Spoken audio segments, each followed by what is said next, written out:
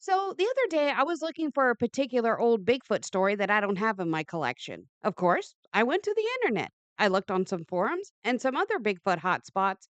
And y'all, we need to talk. I found one guy who swears Bigfoot stole his ham sandwich. Someone else is selling authentic Bigfoot hair that suspiciously resembles back fuzz. Disgusting.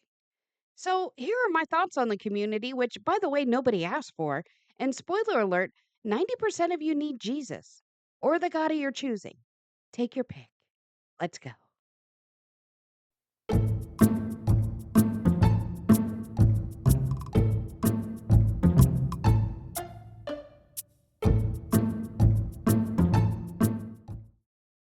Let's see. If I was asked to describe the Bigfoot community, I would say it is enthusiastically chaotic. Yeah, that's good. Some people are in the woods with night vision goggles and beef jerky. Some are arguing in Facebook groups about whether blurry photos from 2007 are definitive proof of the creature. And some, well, they're just chilling out on lawn chairs, talking telepathically to all the Sasquatches passing through. Some people are discussing that there are actually entire tribes of Bigfoot, big feet, big feet, Bigfoots. I'll actually never get that one. But they're discussing that there are actual tribes complete with culture and elders. I don't know what they're doing because I haven't researched this, but possibly they're holding town hall meetings where they discuss how not to get caught. I don't really know. Sorry. But despite people going in roughly 90 million directions, we actually do have a common thread. We love the Bigfoot legend. It resonates with us on some level. And don't worry, I'm not trying to kumbaya a common thought or goal here. I'm no longer that young or that stupid. I'm just saying that deep down, we really do have similar tastes. Although I'm going to pass on the ham sandwich and back hair. It's just not my thing. While I was looking around the Bigfoot community, I accidentally fell into the conspiracy theory rabbit hole, and it's a lot. So, Bigfoot apparently works for the government. There are so many of these and so many threads. I couldn't. I just exited out. Some people believe that Bigfoot is actually the pet of aliens. Although, okay, maybe not a pet, he's more of a scout. See, he pops out at UFOs and checks on the forest and then reports back, kind of like he's a kind of furry galactic park ranger. Yeah. And apparently, the US government has top secret files on Bigfoot and maybe even a whole division dedicated to Sasquatch containment, kind of like Monarch. Some say he was captured, questioned, and now lives comfortably in Area 52. That's right, I said it. Area 52. hmm There's a theory that all clear photos and videos of Bigfoot actually did exist and were kept in an archive. But Bigfoot himself broke in and erased them all. So tech savvy. Maybe he can fix my voicemail. But here's a juicy one, I promise.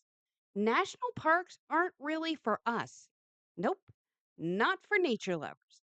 They are giant containment zones for Bigfoot and other mysterious beasties. And that's why park rangers are always so vague on what's out there. And honestly, that one, maybe, no, sorry, I can't.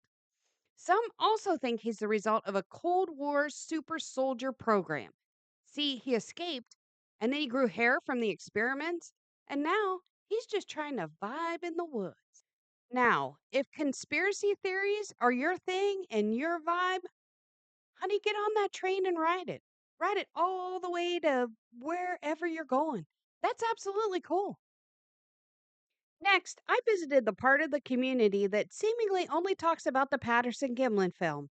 Like that's it, 24/7. You know the one. It's 1967, somewhere in the forest of Bluff Creek, California. Two men with a camera stumble upon what appears to be a large, hairy bipedal creature who was just happening to take the world's most confident power walk. Seriously, it's impressive. Patty was caught mid stride in what can only be described as a sassy, over the shoulder, mind your own business kind of glance. Seriously, watch the film and think about that, and you'll never be able to unsee it. Ever. She looks less like a forest monster and more like she just remembered she left the oven on and is heading back to her mossy rock filled apartment to turn it off. The walk, it's impeccable. The posture, surprisingly good. The fur, honestly, it's not bad. Okay, she could use a little conditioner, or I guess in her case, maybe just a solid rainstorm rinse.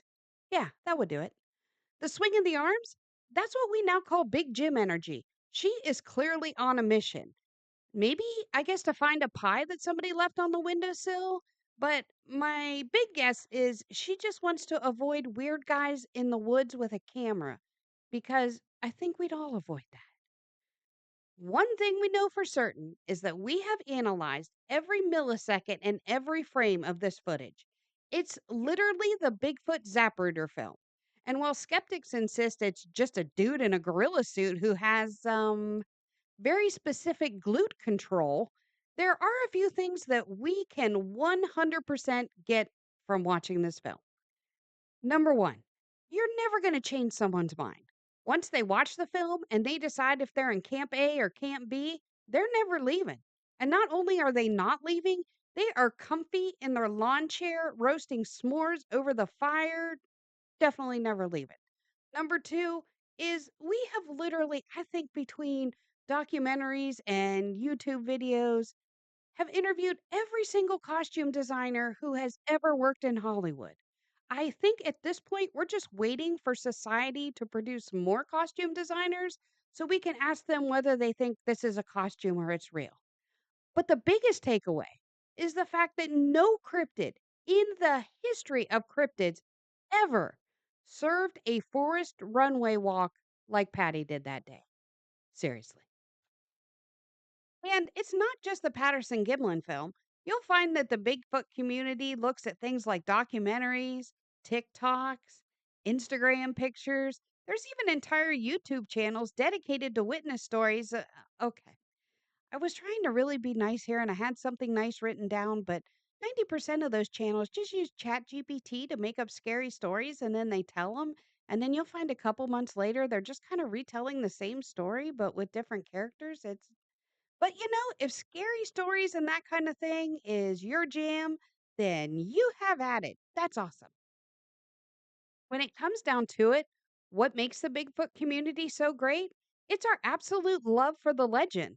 And we all bring different thoughts and ideas to the topic. But going back to the start, seriously, some of y'all need Jesus or the God of your choosing, whichever. Take your pick. Or maybe you just need a good talking to. Not for me, though. I'm not stable. I spend all my free time collecting old Bigfoot stories. But, until next time.